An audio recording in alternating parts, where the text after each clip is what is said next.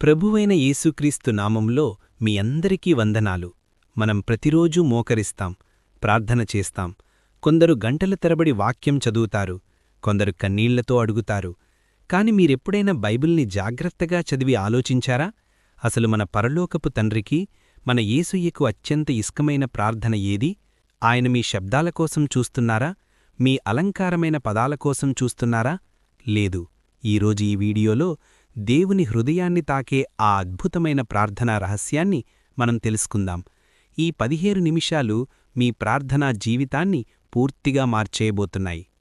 అంశం 1. ఆడంబరం లేని దీనమనస్సు. యేసయ్య ఈ భూమ్మీద ఉన్నప్పుడు ఒక ఉపమానం చెప్పారు. ఒక పరిసయ్యుడు, ఒక సుంకరి దేవాలయానికి వెళ్లారు. పరిసయ్యుడి ప్రార్థన: దేవా, నేను వారానికి 2 సార్లు ఉపవాసముంటున్నాను, దశమభాగాలిస్తున్నాను, నేను ఇతరుల్లా పాపిని కాదు అని తన నీతిని చాటుకున్నాడు. సుంకరి ప్రార్థన: ఆయన కనీసం ఆకాశం వైపు కళ్ళెత్తి చూడటానిక్కూడా ధైర్యం సరిపోక రొమ్ము కొట్టుకుంటూ, దేవా, పాపినైన నన్ను కరుణించు అన్నాడు. యేసయ్య ఏమన్నారో తెలుసా?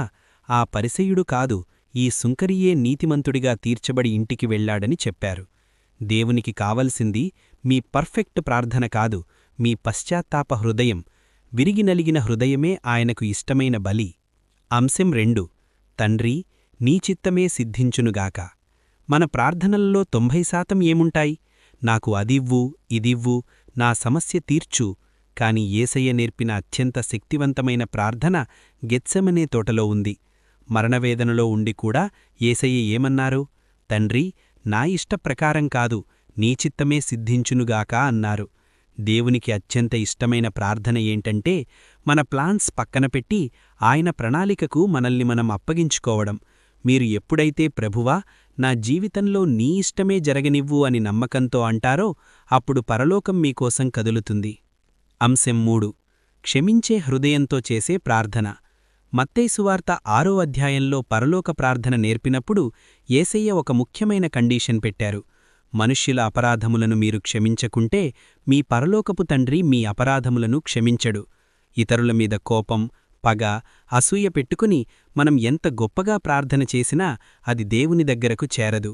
మీరు మోకరిస్తున్నప్పుడు ఎవర్నైనా క్షమించాల్సి ఉంటే ముందు వారిని క్షమించి ఆ తర్వాత ప్రార్థన చెయ్యండి. ఆ ప్రార్థనే యేసయ్యకు అత్యంత ప్రియమైనది.